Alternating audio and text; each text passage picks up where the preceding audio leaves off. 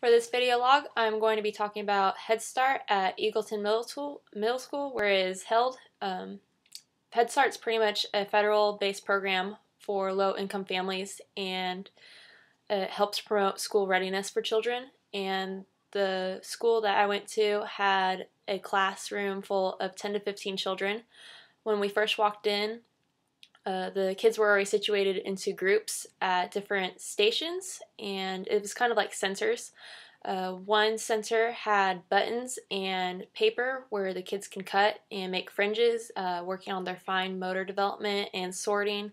I was stationed at that one, and I helped the kids cut and create shapes with the scissors, which was kind of difficult for their level, but some of the kids got hearts, which was fun to see.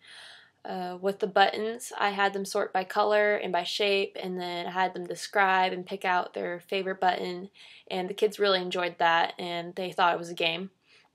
Another station was just art, and a lot of kids didn't really go to that, but a teacher was there to monitor the entire time.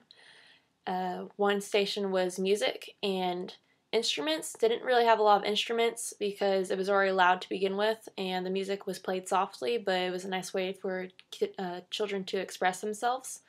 Not many kids went over to that station, maybe 2 or 3.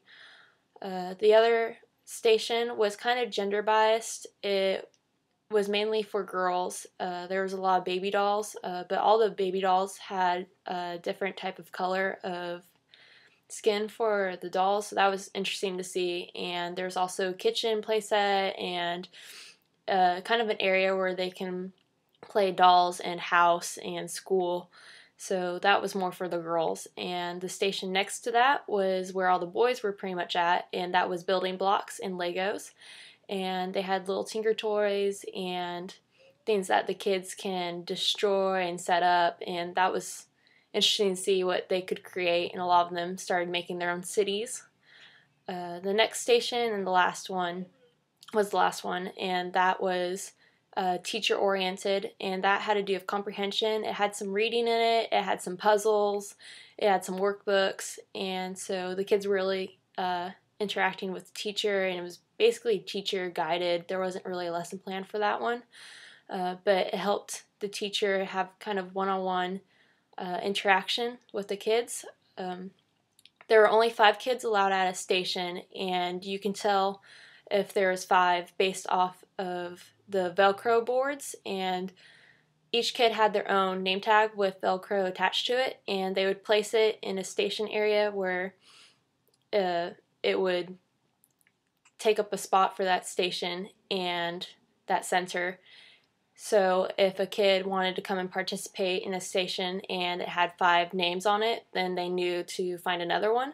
But it was really interesting to see the kids take turns. They were really aware of when a kid wanted to come to a station, and they would volunteer themselves to go ahead and move to another station in order to give that kid an opportunity, especially when they were there for a long period of time. I was there for about an hour and a half, and a lot of kids stayed at their own station unless a kid wanted to join. Then they would get up and move to a new one. So it was nice to see the kids cooperating with one another, which I find to be very valuable for kids at an early stage of development, where they're working with others and have to cooperate and learn to take turns, especially with the buttons. I noticed that because that's the station where I was at, where the kids were trying to hoard the buttons. They didn't want to share it, and they had to learn to play with the other kids and allow them to interact with them and play with and share. So that was really important to see within the Head Start program. And I didn't really pay much attention to the teacher station, but I can tell that they were basically working on vocabulary and comprehension. It was really low leveled, and she was really getting down to their level of development with the way she was speaking to them and helping them express what they wanted to say, which I found to be very important, because a few kids, you can tell, were beginning to just write and to read. So the teacher was really guiding them in that process. Pretty much the centers were just for them to express themselves and for them to play and just really interact with one another. And I feel like that helps school readiness. And there was also a schedule after that, but we didn't really get to see. They read a story after centers, and the kids were at the carpet.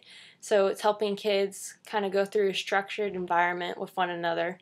There are a few little behavioral programs, but they're quickly addressed by the teacher. And other than that, the entire program seemed very well managed while we were there, and there was no problem with the teacher allowing us to come in, and they just helped us out by integrating us with the different centers and groups, so it was a lot of fun.